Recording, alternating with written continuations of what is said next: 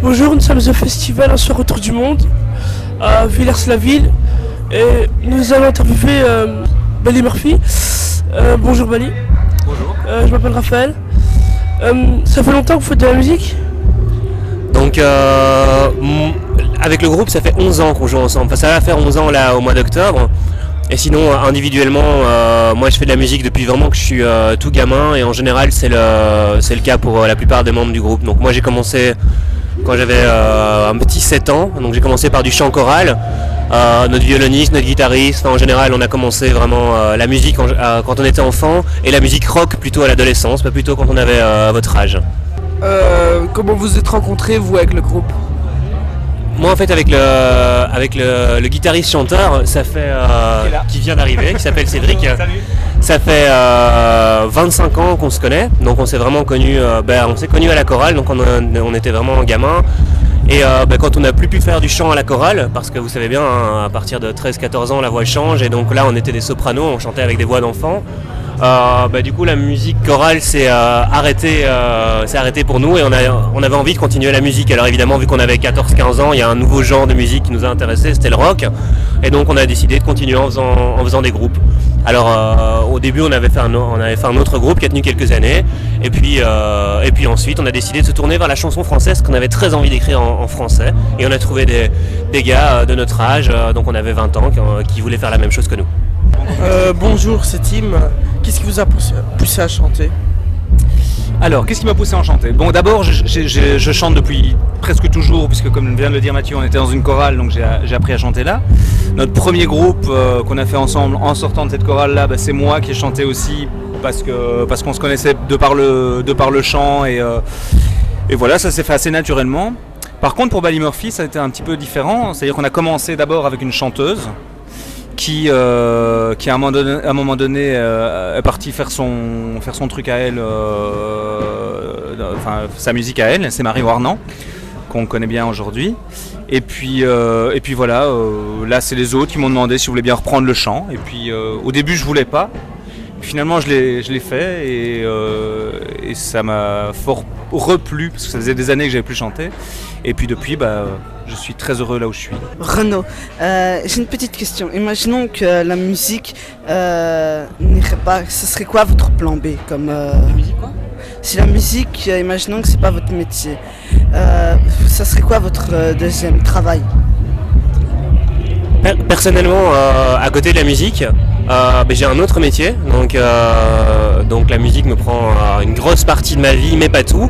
Et donc comme autre métier à côté, figure-toi que je suis éducateur de jeunes dans une école à Saint-Gilles. Et voilà, c'est un métier qui me plaît vraiment énormément, justement parce que c'est un métier vraiment de terrain, où on rencontre vraiment énormément de gens.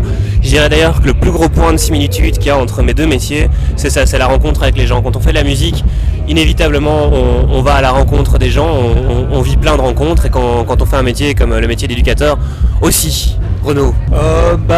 C'est difficile comme question parce que moi ça fait tellement longtemps que je ne fais plus que ça que vraiment je ne sais pas ce que je pourrais faire d'autre.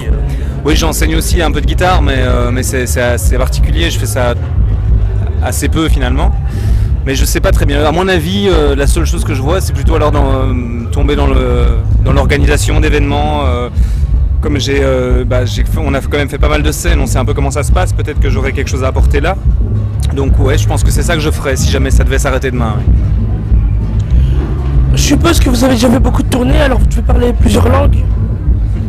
C'est une bonne question. En fait non.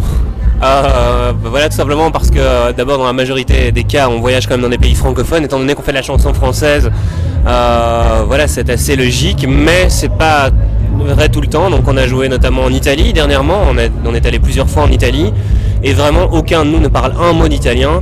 Et ce qui est assez curieux, c'est que le langage de la musique finalement c'est un langage assez universel et que tu peux venir avec des chansons où les gens comprennent pas les paroles. Vous écoutez de la musique, j'imagine. T'écoutes que de la chanson française? J'écoute d'anglais. Ouais. Musique hip-hop, du rap anglais, les gros standards R&B et tout ça. Tu comprends pas les paroles, en tout cas pas toujours. Mais tu comprends de quoi ça veut parler, tu comprends l'esprit, tu comprends pas chaque mot, mais voilà, tu peux quand même adhérer à un message, à une façon de voir les choses, sans pour autant réellement parler la langue. Est-ce que vous stressez quand vous allez sur scène? Oui, toujours. C'est important, il faut stresser. Un concert où tu stresses pas du tout, généralement ça se passe pas très bien. Parce que tu le prends trop à la cool et il faut qu'il y ait une tension pour être au top, il faut avoir une tension toujours. Alors maintenant le track se gère de mieux en mieux forcément. On est beaucoup moins stressé. Avant les premiers concerts qu'on avait, je me rappelle le premier concert que j'ai fait avec Mathieu, avec notre précédent groupe. On avait un concert à 21h, à 8h du matin, on était déjà à la salle en train de tourner en rond et enfin voilà, tu vois.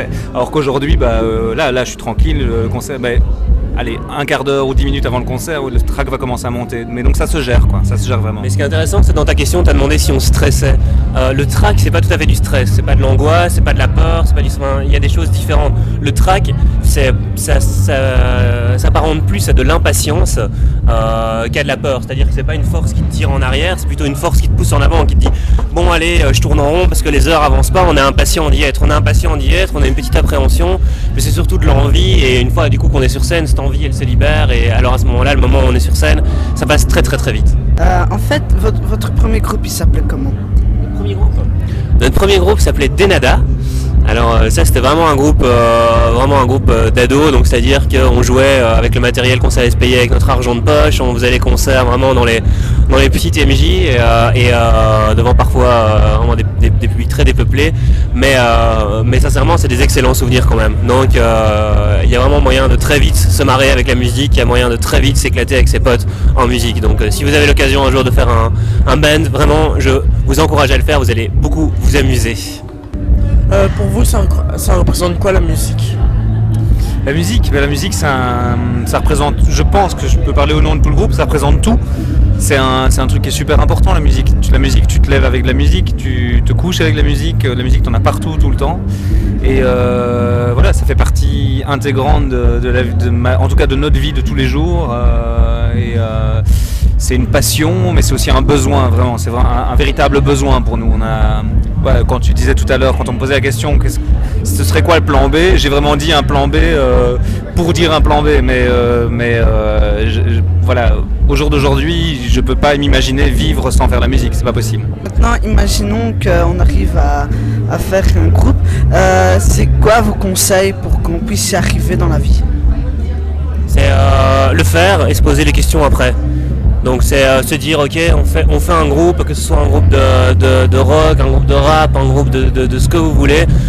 L'idée c'est de se faire confiance, de se dire ok, on se réunit, on se lance et on commence entre guillemets tout au début de l'apprentissage, c'est-à-dire en faisant plein d'erreurs, en faisant plein de conneries, en faisant tout ce qu'il ne faut pas faire, et petit à petit en formant sa propre identité, en apprenant de ses propres erreurs. Mais foncez, voilà, c'est le seul conseil que moi je donnerais, c'est foncez, faites-le.